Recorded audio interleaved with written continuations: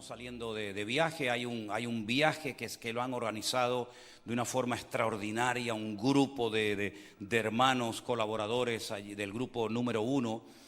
Y ayer tuvimos Elena y yo una reunión con algunas hermanas que están coordinando un poquito todo este viaje.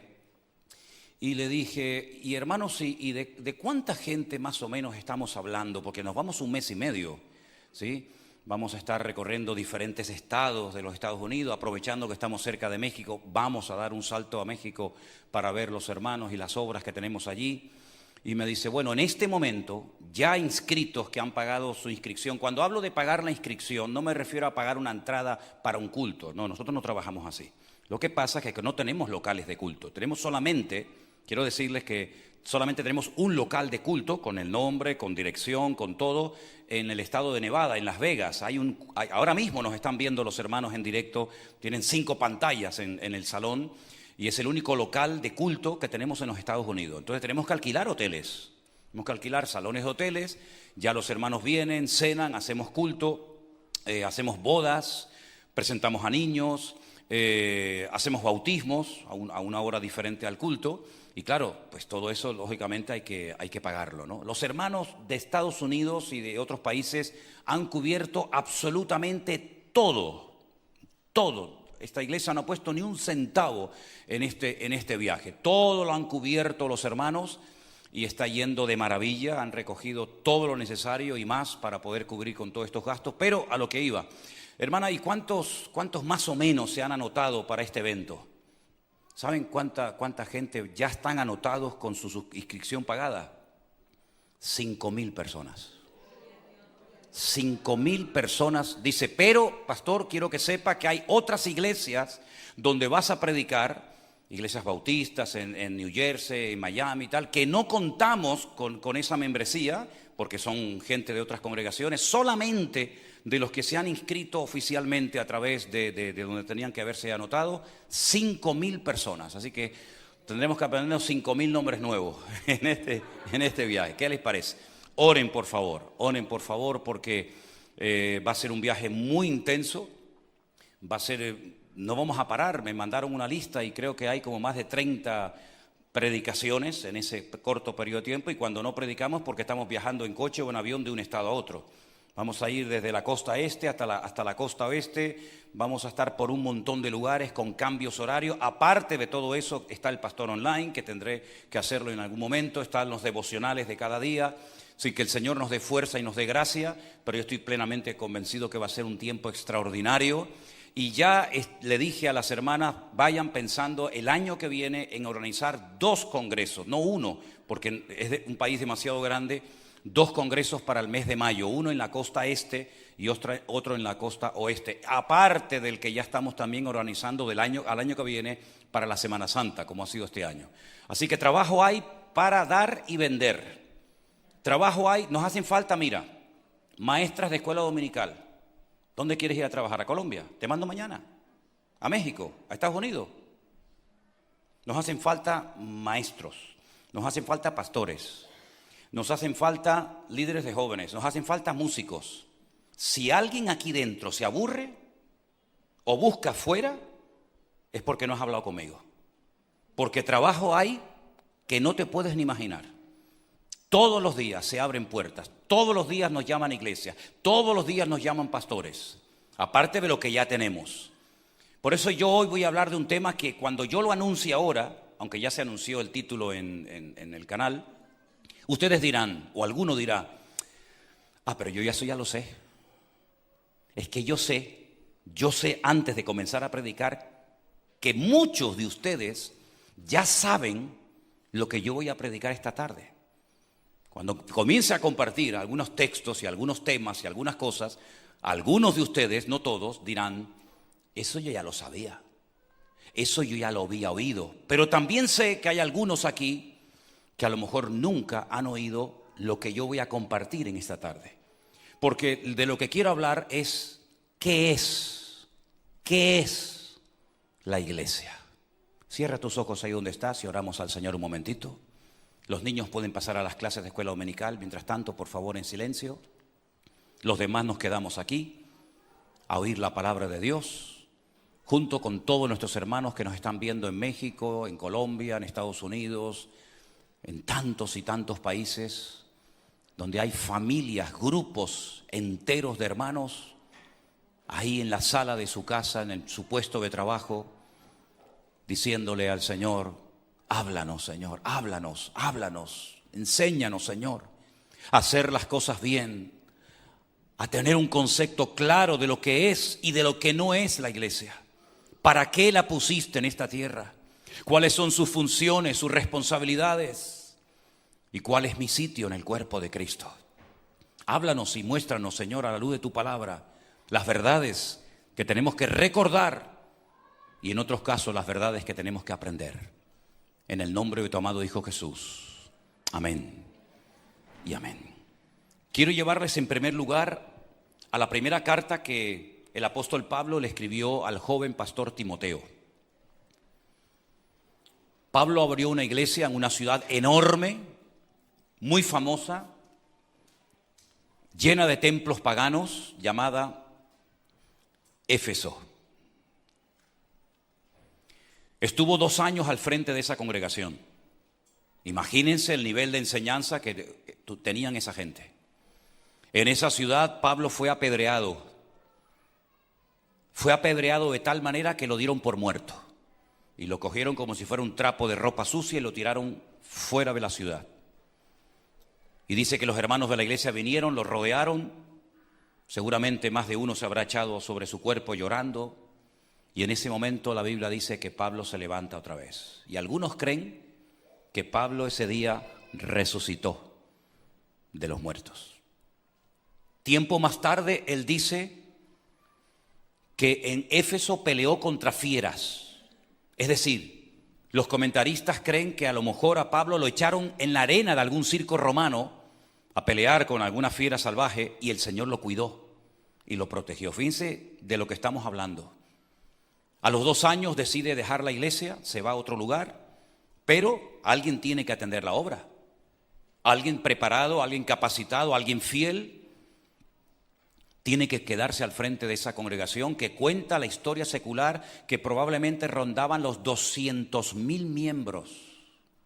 La iglesia más grande del siglo I. De esa iglesia salieron personas como Juan, Tíquico, Priscila, Aquila, Timoteo, y establecieron otras iglesias en ciudades cercanas como Esmirna, Pérgamo, Tiatira, Sardis, Filadelfia, etc. Pero Éfeso era como la iglesia madre, la base de la cual salían obreros. Allí se cree que María, la madre de nuestro Señor Jesucristo, estuvo hasta los últimos días de su vida en la casa del apóstol Juan, que también terminó muriendo en Éfeso. Y Pablo decide mandarle de vez en cuando alguna carta a Timoteo porque cuando Pablo salió de la iglesia empezaron a surgir dentro de la iglesia una serie de líos, una serie de problemas que tenían que ser rápidamente solucionados. De hecho, si ustedes leen, por ejemplo, en el libro de los Hechos, el capítulo 19, la fundación de la iglesia y tiempo más tarde la despedida, Pablo dice: yo sé, y es muy claro, yo sé que después de mi partida se levantarán de entre vosotros, y dice que es la despedida de los ancianos, imagínate. Yo sé que de entre vosotros se levantarán lobos rapaces que no perdonarán al rebaño. Y en esta congregación, donde Pablo sabía que se iban a levantar problemas muy grandes, es donde establece y le pide a Timoteo que se quede al frente de la misma. Probablemente a raíz de la tremenda responsabilidad que experimentó este pastor, se enfermó del estómago. Prueba de ello que Pablo hace mención de los problemas de estómago que tenía Timoteo. Yo pienso que eran debidos a los nervios y a la presión tan grande que tenía. Y hay un momento en el que Pablo le escribe a Timoteo, que ya es un pastor, y miren lo que le dice en el capítulo 3, versículo 14. Esto te escribo, aunque tengo la esperanza de ir pronto a verte, para que si tardo, escuchen bien ahora, sepas cómo debes conducirte en la casa de Dios, que es la iglesia del Dios viviente, columna y baluarte de la verdad. Es decir, que lo que Pablo tiene en mente cuando le está escribiendo estas palabras a Timoteo es Yo quiero que tú aprendas, quiero instruirte, quiero enseñarte. Y estamos hablando de una carta escrita a un pastor, después de haber estado años viajando con Pablo, después de haber estado bajo el ministerio de Pablo durante años. Le escribe una carta y le dice, mira, el objetivo por el cual yo te escribo esta primera carta, luego le escribiría otra, es para que tú sepas cómo te tienes que comportar en la iglesia. Y yo me he preguntado muchas veces, y es que Timoteo no sabía a estas alturas de su vida, siendo un pastor, cómo se tiene que comportar un creyente en la iglesia. Esto a mí me ha hecho pensar muchísimo, créanme. A título personal, yo me devoro la cabeza preguntándome y diciendo, pero Señor, si tú le tienes que decir a un pastor, te voy a escribir esta carta para que sepas cómo tienes que conducirte, cómo tienes que comportarte en la iglesia, imagínense lo que se le diría a un cristiano de a pie que no está en el ministerio, que no está en la obra a tiempo completo, la cantidad de consejos que se le tendría que dar para que sepa cómo debe de comportarse dentro de la iglesia. Porque yo me pregunto, ¿tú te sabes comportar en la iglesia? Porque cuando vas a trabajar, el jefe te pone clarito desde el primer día, el horario de trabajo suyo va a ser de 8 de la mañana a 1 y de 5 a 8 a 9. Usted va a cobrar este sueldo, las vacaciones me las tiene que pedir con mucho tiempo de antelación. Si hay más trabajo de la cuenta, se tiene usted que quedar. Y entonces el jefe te va dando las pautas de cómo te tienes que comportar, de lo que tienes que hacer, de lo que no tienes que hacer en tu puesto de trabajo. Y todos decimos, sí, no hay problema, no pasa nada. Porque hay normas en un trabajo, hay normas en una escuela, en un instituto, en una universidad y también en una iglesia, ¿o no? ¿Sabemos comportarnos después de tantos años convertidos y asistiendo a esta o a otras iglesias? ¿Sabemos comportarnos hoy en día? Podríamos decir todos, sí, yo sé. Vale, perfecto, me alegro mucho. Pues entonces, como dice el refrán, por la boca muerde el pez. Si sabes comportarte, voy a ver si lo sabes demostrar. Yo tengo que admitir que si yo fuera discípulo del apóstol Pablo, yo le pediría, por favor, le rogaría a Pablo, enséñame a ser un buen pastor. Te pido, por favor, Pablo, que me enseñes a hacer las cosas bien, a no cometer errores, a dejarme bien guiar. Y estoy seguro que Pablo lo haría. La pregunta es, ¿tú quieres aprender? ¿Tú quieres aprender? ¿Tú quieres ser pastoreado?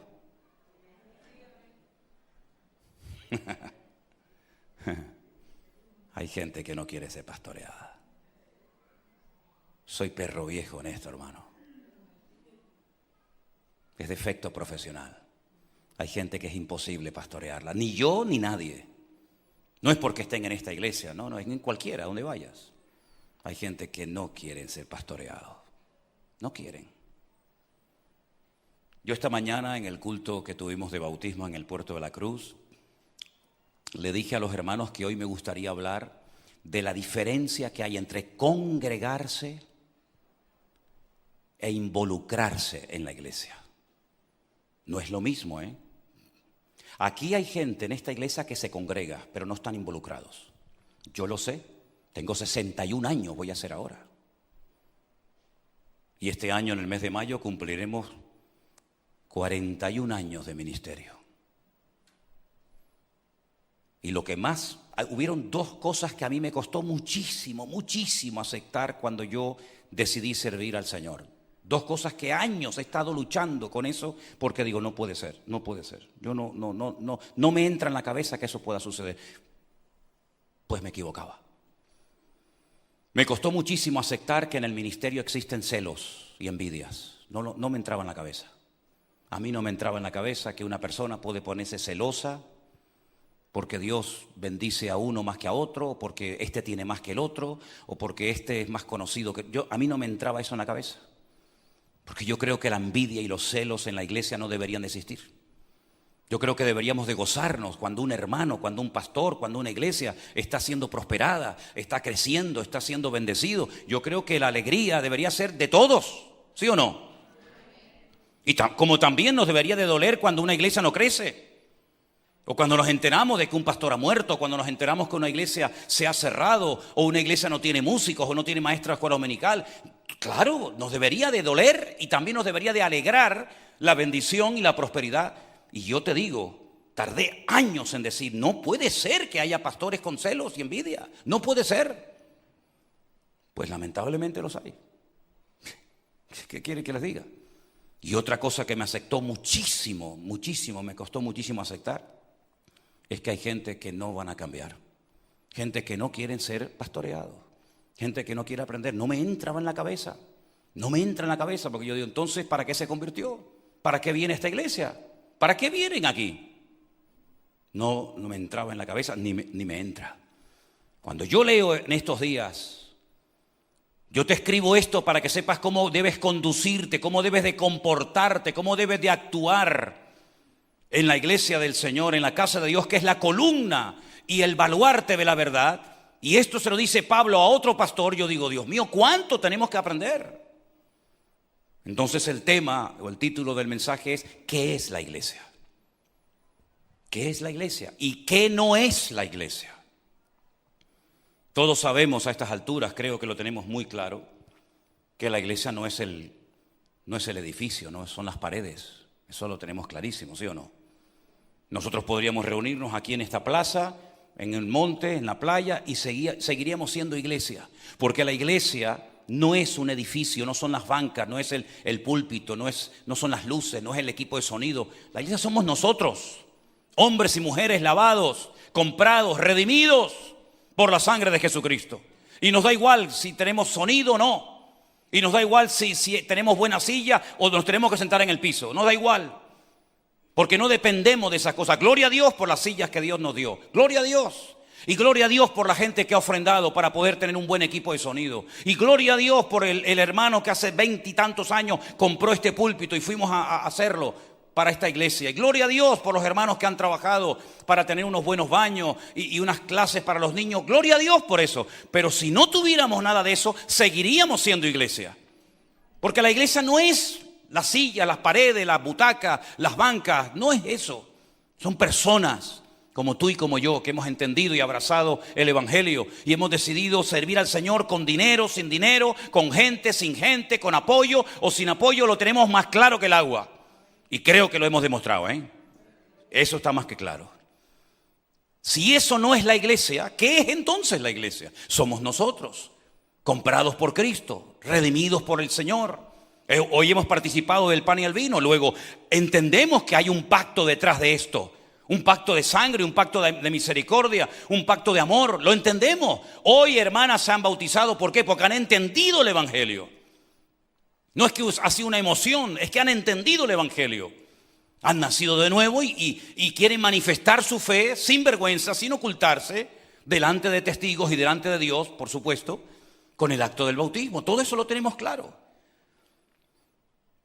Y comenzamos a asistir a la iglesia, a esta o a cualquier otra. Comenzamos a hacer acto de presencia.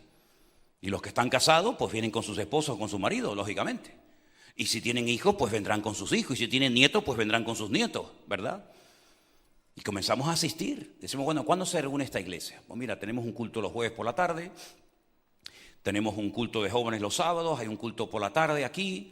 Hay reuniones por Zoom constantemente, los martes para los hombres, para mujeres.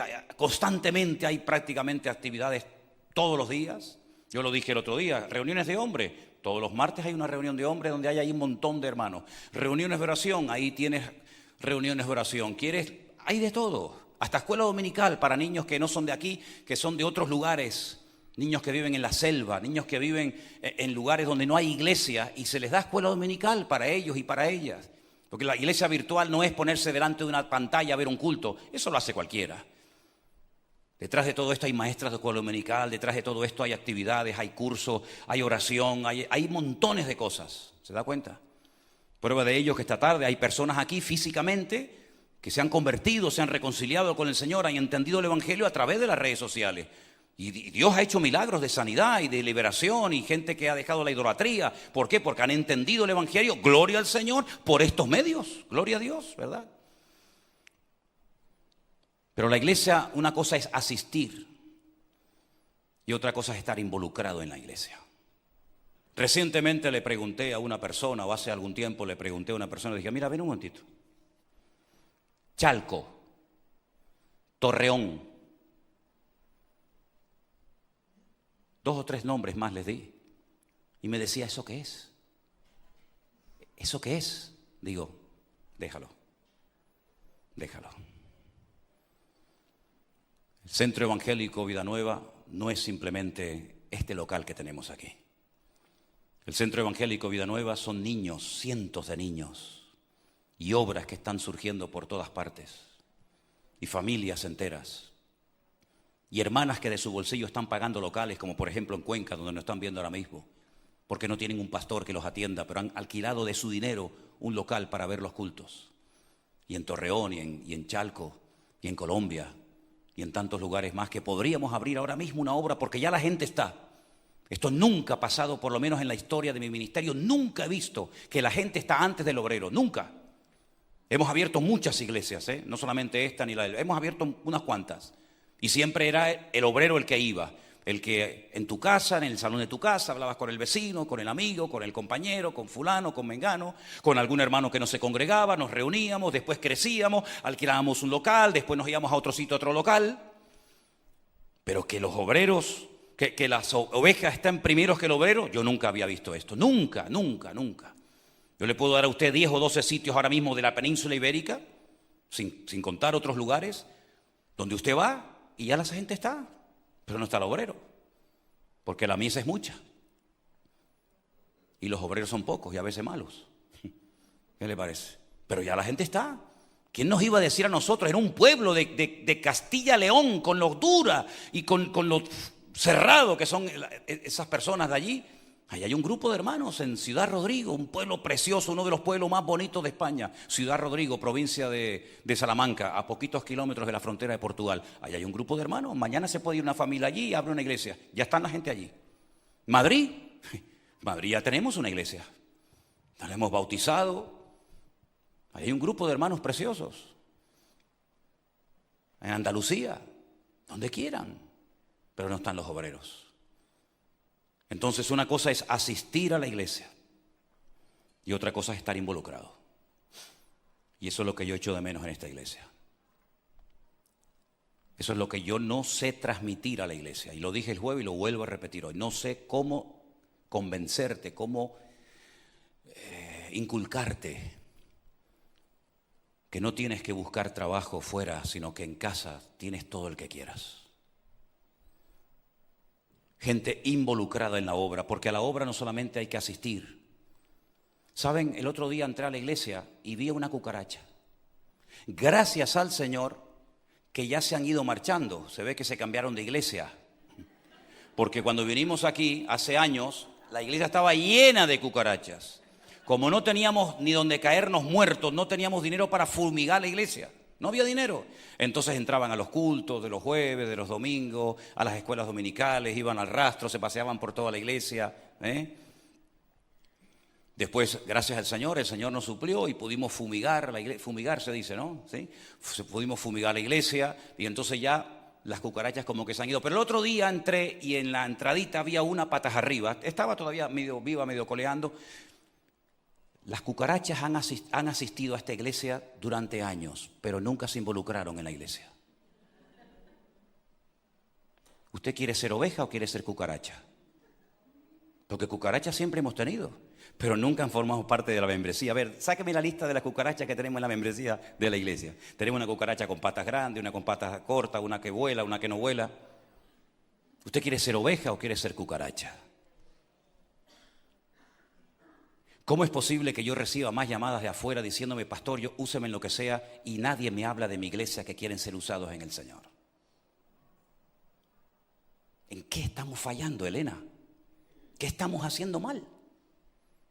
Porque no es normal que me llamen todos los días pastores de años Vamos a asistir, vamos a ir a una iglesia de 700 miembros en Hialeah, en Miami, una iglesia bautista. Y nos llaman, nos invitan.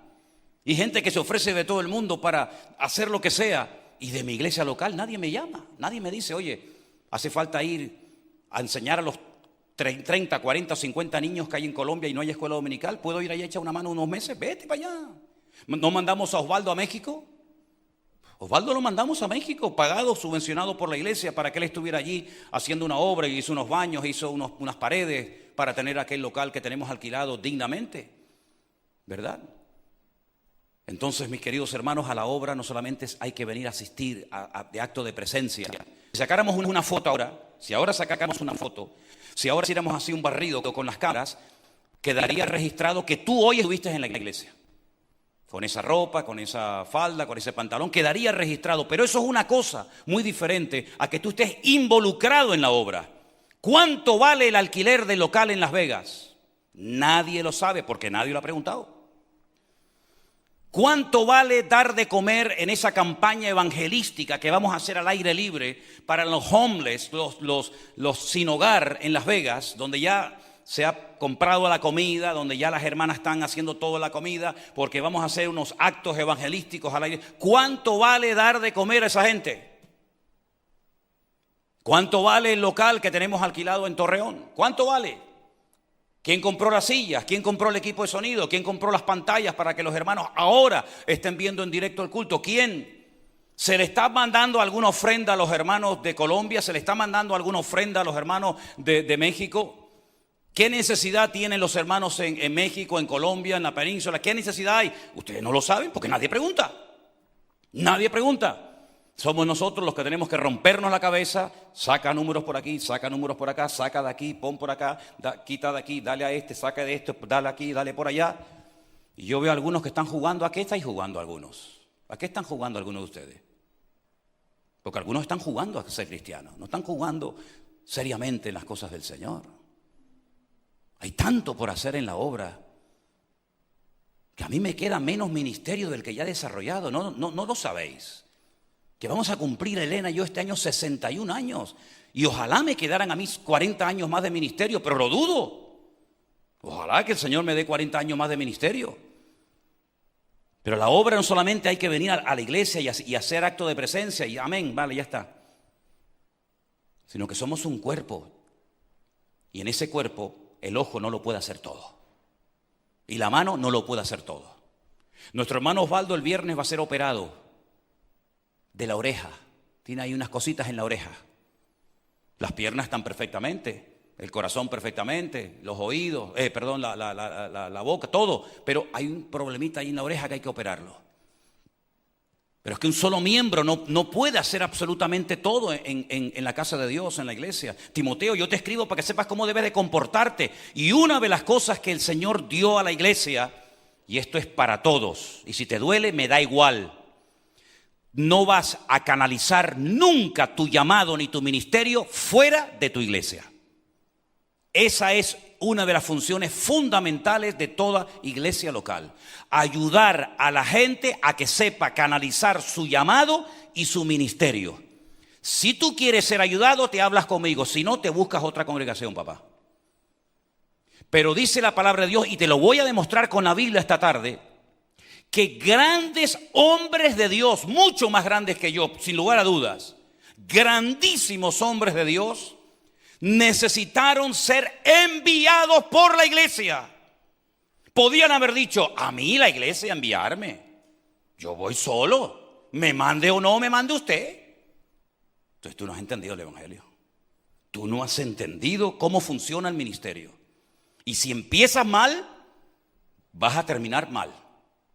Déjeme llevarle un versículo. Yo no se lo di antes a ustedes arriba, pero se lo doy ahora. Hechos capítulo 15, por favor, versículo 3.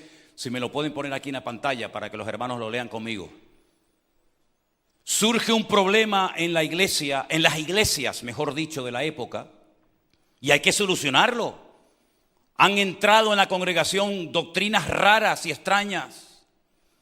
Han venido algunos de la zona de Judea, de Jerusalén, a decirle a los hermanos, sí, está bien que se hayan convertido, está muy bien que se hayan bautizado, pero si no circuncidáis y si no guardar la ley de Moisés, ustedes no son salvos. Y Pablo dijo, ¿cómo? ¿Cómo?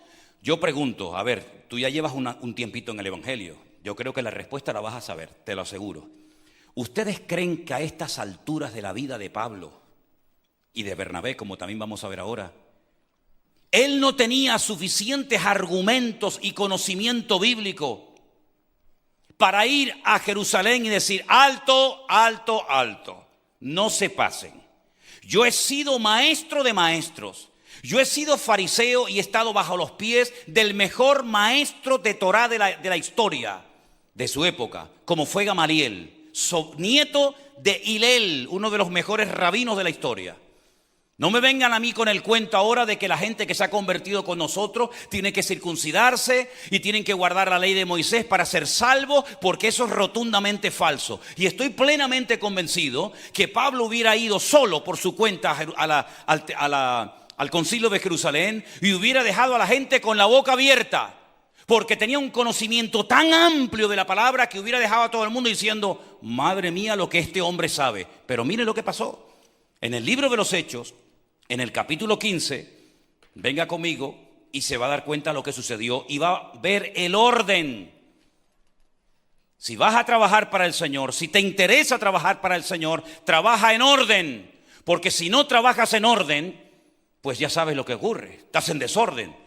Entonces algunos que venían de Judea enseñaban a los hermanos que si no se circuncidaban conforme al rito de Moisés, no podían ser salvos. ¿Ustedes cómo hubieran reaccionado, hermanos, si alguien en esta iglesia entra y nos dice, aprovechando nuestra ausencia, hermanos, ahora que no está el pastor, le voy a enseñar algo que él nunca les ha dicho? A lo mejor por miedo, a lo mejor porque no se ha atrevido o por lo que sea o porque lo ignora. Ustedes son cristianos, se han bautizado en agua, hace años que se están congregando aquí, pero tengo que comunicarles que si ustedes no guardan todos los 613 mandamientos de la ley de Moisés y no se circuncidan los varones, ustedes olvídense de ir al cielo. Ustedes no son salvos. ¿Cómo hubieras reaccionado tú? ¿Cómo hubieras reaccionado? ¿No tendrías que esperar a que yo regresara para decir, alto, alto? Eso no es así. Eso es lo que se estaba enseñando. Esa era la falsa doctrina de la época. Versículo 2. Como Pablo y Bernabé tuvieron una discusión y contienda no pequeña con ellos, imagínate tú las discusiones y las peleas sobre ese tema doctrinal, se dispuso que subiesen Pablo y Bernabé a Jerusalén y algunos otros de ellos, ¿a quién? A los apóstoles y a los ancianos. ¿Para qué? Para tratar esta cuestión. Lee conmigo, por favor, el versículo 3, en alta voz. Ellos, pues, habiendo sido encaminados por la iglesia, repitan, encaminados por la iglesia, otra vez, encaminados por la iglesia, pasaron por Fenicia y Samaria, contando la conversión de los gentiles y causaban gran gozo a todos los hermanos. ¿Quién mandó a Pablo y a Bernabé a Jerusalén? ¿Lo han leído? Díganlo. La iglesia. La iglesia. Pero es que resulta que Pablo y Bernabé no eran niños recién convertidos. Pablo y Bernabé ya habían hecho viajes misioneros. Ya era gente curtida en la obra, con experiencia, con conocimiento, con latigazos en la espalda, con encarcelamientos, con problemas. ¿Y que a mí me tiene que dar permiso la iglesia? ¿Me tiene que encaminar? ¿Qué es encaminar? Es dirigir, es arropar, es enviar, es mandar. Que a mí me tiene que decir la iglesia cuando yo estoy viendo un problemón terrible que va a destruir la unidad doctrinal de las iglesias, que a mí me tiene que enviar la iglesia a subir a Jerusalén, que yo soy Pablo, que este señor es Bernabé, que yo he levantado muertos, que yo he echado fuera demonios, que yo he abierto obras aquí y allá y cosas que ustedes no han hecho nunca. Y Pablo y Bernabé son enviados, como ustedes han dicho, por la iglesia para subir a Jerusalén. Y yo me pregunto, Y ahora viene la pregunta del millón. ¿Y si la iglesia no hubiera mandado a Pablo y a Bernabé a Jerusalén, ellos se habrían ido por su cuenta? ¿Qué opina usted, hermano? ¿Usted qué opina? Voy a mencionar nombres de algunos de ustedes, porque como todos dicen así, no sé si están de acuerdo o no. Hermano Jorge, ¿usted qué opina? ¿Que Pablo y Bernabé, aunque la iglesia le hubiera dicho que no subieran o no le hubiera pedido, ellos se hubieran ido por su cuenta y riesgo? Usted cree que no, ¿verdad? ¿Santi? ¿Matías? ¿Anderson? ¿Rafael? ¿Sí o no? Ellos hubieran ido aunque la iglesia no los hubiera mandado.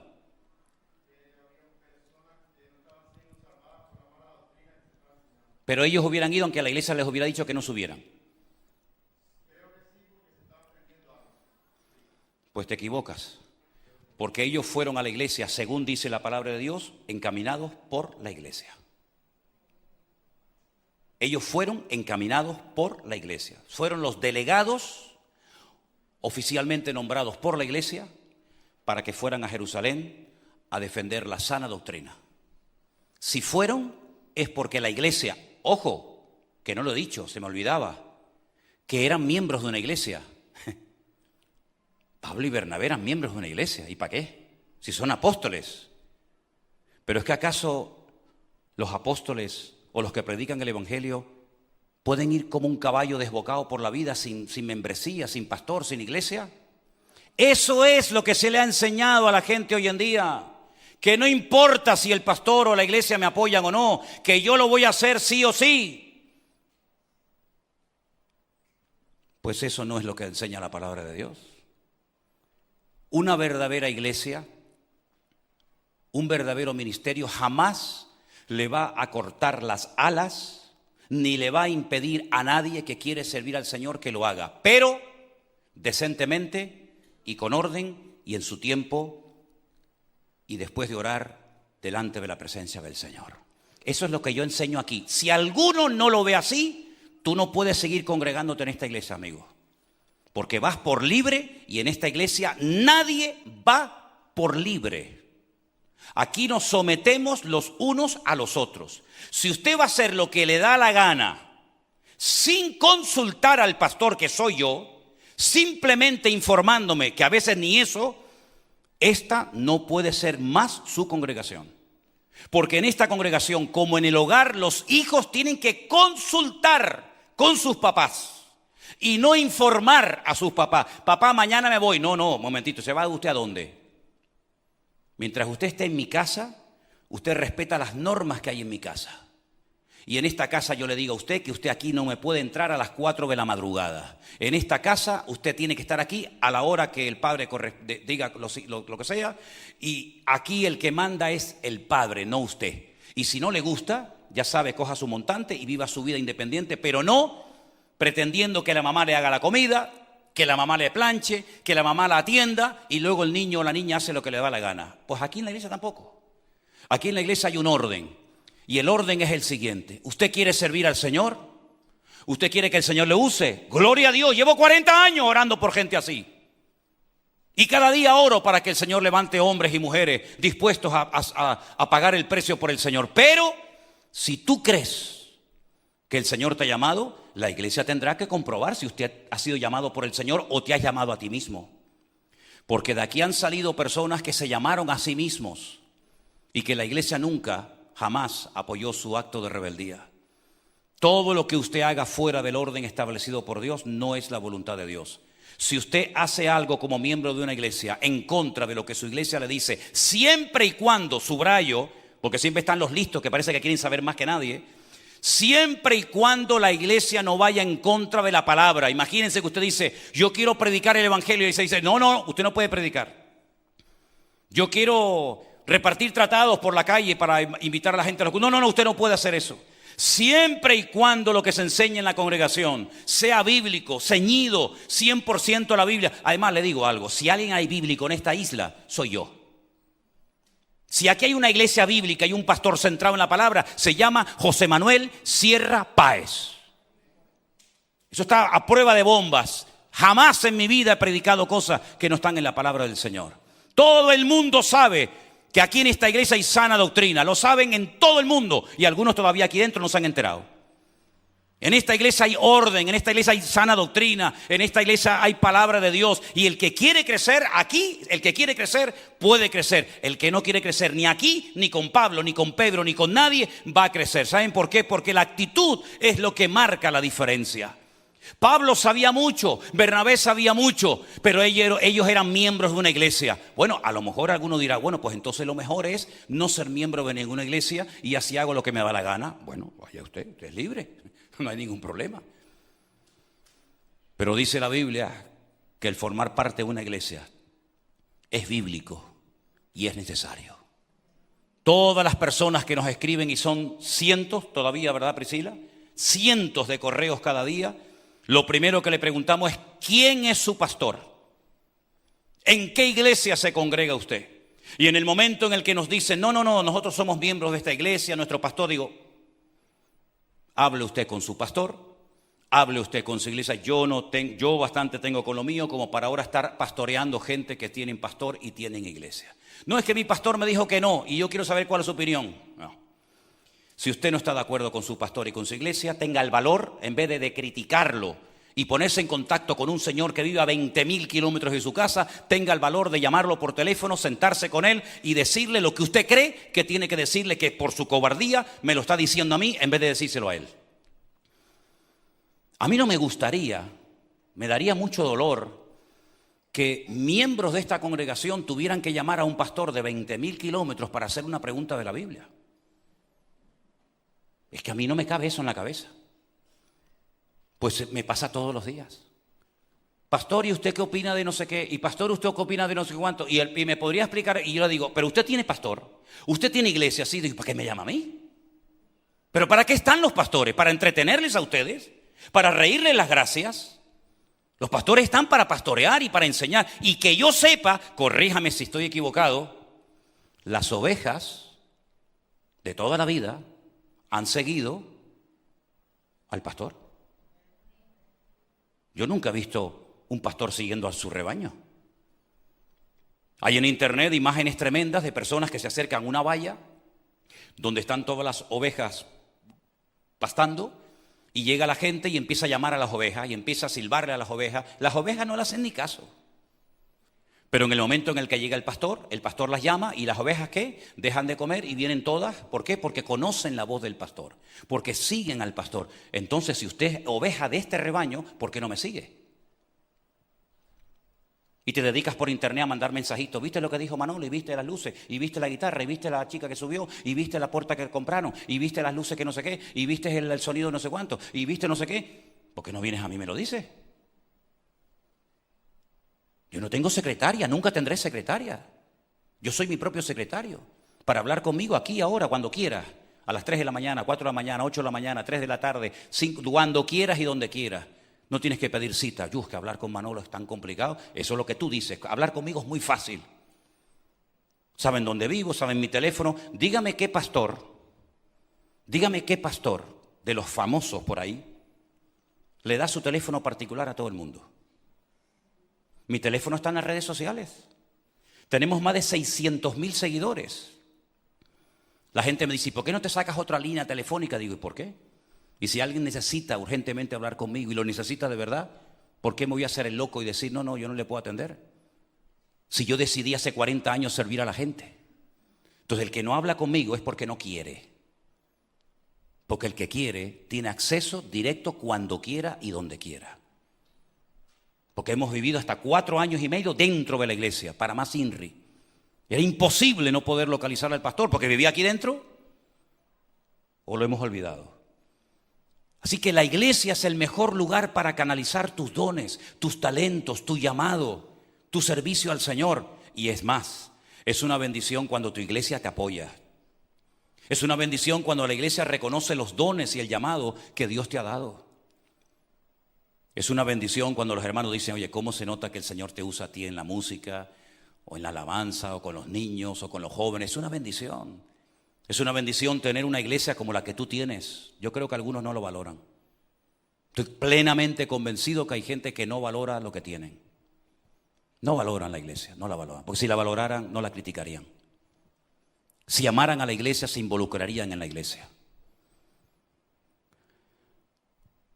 Pablo le dijo, yo te escribo para que sepas cómo debes comportarte en la iglesia, que es columna y baluarte de la verdad. A un pastor enseñarle cómo tiene que comportarse, sí. ¿Y quién no tiene que aprender, hermanos? ¿Y quién no tiene que decir, Señor, yo en esto no sabía que se hacía así? ¿No se acuerdan ustedes que un día Pablo públicamente le llamó la atención al apóstol Pedro y le llamó incluso hasta hipócrita? Porque cuando estás conmigo te comportas de una manera, estamos con los gentiles, te comportas como somos nosotros con los gentiles, y cuando llegan los hermanos de Judea te retraes y te da vergüenza y te da miedo que te vean con nosotros. Entonces tú eres un hipócrita porque aquí eres una persona y cuando vienen ellos eres otra. Y le llamó públicamente la atención. Y Pedro tuvo que admitir que estaba equivocado. Pedro, no estamos hablando de un niñito que pasa por la calle recién convertido. Pedro, el apóstol Pedro, que caminó por encima de las aguas, ¿verdad? El que vio a Moisés y a Elías en el monte de la transfiguración, el que murió crucificado con la cabeza para abajo, de ese estamos hablando, de ese tremendo varón de Dios. Tuvo que callarse la boca y reconocer que lo que Pablo le estaba diciendo era la pura realidad. Te comportas de una manera en casa y de otra manera te comportas con los hermanos. Y es como dos personas. Allí hablas unas conversaciones que no te atreves a decirles en la iglesia. Y te comportas en la iglesia como un niño bueno, como una niña que no rompe un plato. Y luego en casa, si te oyeran los hermanos, lo que hablas, lo que escribes y lo que haces, nos quedaríamos todos asustados. Y tenemos que madurar y cambiar en esos aspectos, porque si no, no vamos a crecer. Ahora algunos dirán, qué duro está predicando el pastor esta tarde. Ya era hora que un día pudiera predicar claramente, porque hace años que no lo hago. Y tengo todo el derecho de hablar la palabra de Dios. Y si algunos creen que voy en contra de la Biblia, que se levante y que me lo diga ahora mismo. Pero eso es lo que enseña la palabra de Dios, que trabajamos en orden, sometidos los unos a los otros. Yo pregunto, cuando leemos someteos los unos a los otros, la pregunta es, ¿y ese versículo cómo lo pongo en práctica en mi vida? Porque orar los unos por los otros es fácil. Yo oro por tus peticiones, hermana, tú oras por las mías, yo te cuento mis problemas, tú me cuentas los tuyos y oramos unos por... Bien. El otro, perdonaos los unos a los otros. Fácil, tú me ofendes, yo te pido perdón, después tú me pides a mí y nos abrazamos y oramos. Bien. ¿Y cómo se pone en práctica ese texto que dice someteos los unos a los otros? ¿Cómo se pone en práctica eso? ¿A quién me tengo yo que someter? Primero al pastor. ¿Saben por qué hablo con tanta autoridad? Porque me respalda Dios. Porque si no tendría valor ni para subirme aquí arriba. Someteos a vuestros pastores, obedecer a vuestros pastores, imitad su fe, para que cuando den cuenta de vuestras vidas delante de Dios, no lo hagan con queja. Eso dice la Biblia. Si algo yo hice en mi juventud, y de eso presumo para la gloria del Señor, es que yo me sometí a los pastores. Cuando yo salí de la escuela bíblica me dieron un carnet. Yo era de las asambleas de Dios de aquella época, ya no lo soy. Pero cuando yo salí de la escuela bíblica, del seminario, 3 años, me dieron un carnet que se llamaba obrero cristiano. Lo plastifiqué y todo. Y nos decían, usted puede a partir de ahora predicar, pero no puede ni bautizar, ni casar, ni hacer servicios de Santa Cena, ni hacer ningún tipo de ceremonia en la iglesia. Tiene que estar 2 años simplemente sirviendo en lo que le digan en la iglesia. Entonces me cogían y me decían, este fin de semana tienes que ir al barrio tal y tienes que hacer una reunión al aire libre con niños. Y después el lunes traes y nos dice dónde estuviste, cuántos niños estuvieron. Bien, ahora tienes que ir este fin de semana puerta por puerta invitando a gente a la iglesia. Y tienes que decirnos en qué barrio estuviste, desde qué hora hasta qué hora estuviste. Bien, a la semana siguiente, ahora tienes que ir a la iglesia tal y tienes que decirle al pastor de esa iglesia que vas para limpiar la iglesia junto con el equipo de limpieza de esa iglesia. Y el pastor te tiene que firmar esta carta y enseñarla el lunes al director como que tú estuviste ese fin de semana limpiando la iglesia junto con otros hermanos. 2 años así. A los 2 años me llamaron a la oficina, me dice el pastor, bueno, ahora le vamos a dar otra credencial, otro carné. Se llama licenciado, ministro licenciado. Fíjate tú, ministro licenciado. Ahora usted puede casar, usted puede bautizar, puede hacer cualquier tipo de ceremonias y tiene que estar 2 años bajo la cobertura de un pastor antes de comenzar por usted mismo el ministerio. Otros 2 años, ya van 4. Al 5.º año me llaman y me dicen, y públicamente hacen una ceremonia, y entonces me dan la máxima condecoración o trofeo que se llamaba ministro ordenado de las asambleas de Dios. Y parecía uno que estaba, ¿verdad? Ministro ordenado de las asambleas de Dios. Y ahora ya usted puede abrir una iglesia, puedes viajar a cualquier isla y puedes abrir una congregación, puedes pastorearla, puedes levantar obreros, puedes levantar pastores. 6 años. Dile tú a más de uno de aquí dentro, usted durante 2 años aquí, oír, ver y callar. Limpiar la iglesia, colocar las bancas y tiene que trabajar en el rastro todos los días de 10 de la mañana a 1 de la tarde. 2 años. Dices, ya. Me voy a la iglesia de la esquina que en cuanto llegue me hacen líder de alabanza o director de la escuela dominical. Así era mi época. Y nadie se ofendía.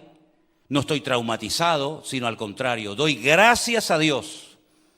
Porque aquellos años fueron años de prueba, de entrenamiento, con gozo tremendo, donde los obreros, por lo menos los que veníamos a Tenerife a trabajar, y yo fui el primero que vine, no teníamos agua caliente porque no querían que tuviéramos agua caliente. Y te lo decían así, no queremos que ustedes tengan agua caliente para que se acostumbren a bañarse con agua fría. Y te daban un trozo de manguera, que yo lo tenía, hasta no hace muchos años lo tenía por ahí, un trozo de manguera así, que lo ponías en el grifo del baño de la iglesia, y tenías que mirar que no hubiera ninguna hermana ni nadie, te ibas allí, cerraba la puerta, te duchabas con el grifo y después, lógicamente, tenías que fregar, dejar todo limpito porque dentro de 1 hora empieza el culto. Y el otro día me fui a la calle Velázquez, donde yo viví, y ya no es una iglesia, lógicamente, y me acordé, digo, ¿cuántas duchas de agua fría me pegué aquí adentro? Por eso cuando me dice, ¿está fría el agua del bautismo? Digo, sí, un poco, pero no pasa nada. ¿Quieres o no quieres ser pastoreado? ¿Quieres asistir o quieres involucrarte? ¿Quieres ser cucaracha o quieres ser oveja? Me voy el domingo. Antes del domingo, y lo digo muy en serio, antes del domingo, yo espero que todos y cada uno de los que estén aquí esta tarde, y qué lástima que no haya traído una cámara, estuve a punto de hacer así, y grabar varias fotos. Quiero que me digas, ¿qué quieres ser? ¿Cucaracha o oveja? Si quieres ser pastoreado o vas por libre. Antes del domingo, yo espero que todos y cada uno de ustedes, y me estoy quedando con sus caras ahora mismo, hasta me voy a recordar hasta dónde estás sentado. Y me lo tienes que decir, porque de ti depende la semana que viene, si sigues aquí o tendrás que orar y pedirle al Señor que te muestre un lugar, porque siempre hay un lugar para todo hijo de Dios, sea aquí o sea allá o sea donde sea. Así que mis queridos hermanos, no tengo que pedirle perdón a nadie por lo que he compartido en esta tarde, porque esto es lo que Dios había puesto en mi corazón. Y solamente pienso en una cosa, cuando yo falte de aquí, bueno, gracias a Dios que Dios ha levantado a Anderson. Pero cuando faltemos nosotros, ¿qué va a ser de esos niñitos que están jugando y corriendo en la escuela dominical? ¿Quiénes van a ser los siguientes músicos, las siguientes maestras de escuela dominical? ¿Verdad?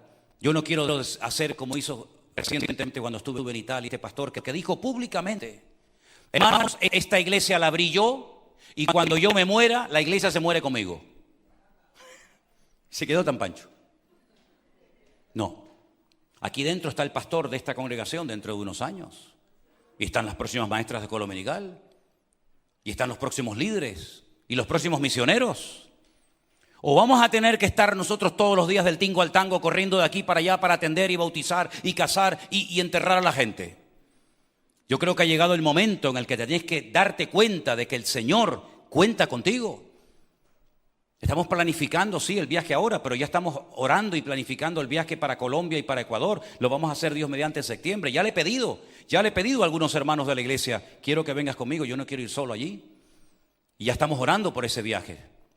La obra en Colombia no para de crecer, es increíble cómo está creciendo aquella obra. Anderson me decía, bueno, pues si te vas a Bogotá y alquilas un local o alquilas un salón de un hotel, a los 2 días está lleno de gente. Estamos hablando, hermano, no es una broma, de miles de personas, miles y miles de personas que están clamando a gritos, desesperadas. Pero ¿no habéis visto esta tarde que 2 hermanas se han venido de Suiza a tu iglesia para participar de la Santa Cena porque no tienen iglesia donde ellas viven? Eso es tremendamente impactante. A mí es que me entra un temor de Dios por dentro tremendo de ver cómo la gente hace un esfuerzo tremendo por venir a lo que ellos llaman mi iglesia. Mi iglesia, mis hermanos que conocen nuestros nombres, conocen el nombre de los niños de la iglesia, conocen las peticiones. Y eso a mí, hermano, me da un ánimo tremendo. Y les voy a decir una cosa, esto no ha hecho más que empezar. ¿Por qué? Porque lo mejor está por venir. Y el Señor está usando, yo no sé hasta cuándo, pero el Señor está usando esta iglesia. El Señor está bendiciendo esta congregación. El Señor está usando nuestras vidas. Yo miraba hoy la predicación de un pastor que la dio hace 6 años y tenía 243 visualizaciones. 6 años, un pastor, 243 visualizaciones. Miren ustedes los devocionales de la semana pasada y estamos hablando de miles y de miles. Hay predicaciones nuestras de la congregación que ya tienen millones de personas que las han visto. Y lo que no puede ser es que no seamos conscientes de que estamos viendo un inicio de un renuevo espiritual sin precedentes. De una iglesia pequeña, de una isla pequeña, de gente insignificante como nosotros, pero que el Señor ha dicho, ahora voy a...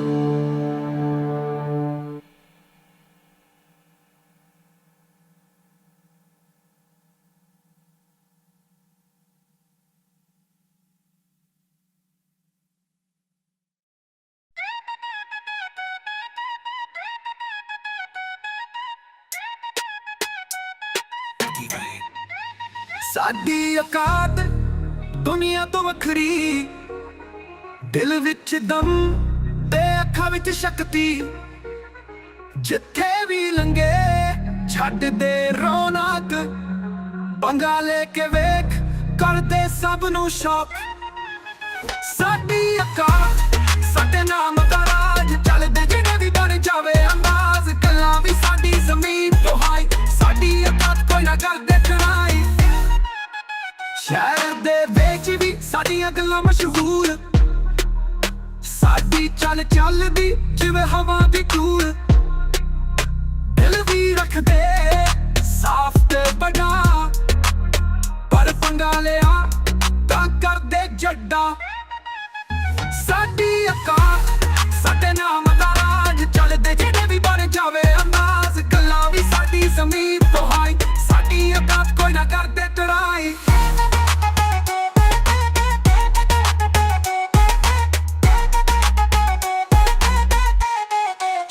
ਉਹ ਅਸਲੀ ਯਾਰੀ ਤੇ ਸਵੈਗ ਨਾਲ ਭਰਪੂਰ, ਦੁਨੀਆ ਦੀਆਂ ਗੱਲਾਂ ਸਾਨੂੰ ਲੱਗਦੀਆਂ ਜ਼ਰੂਰ।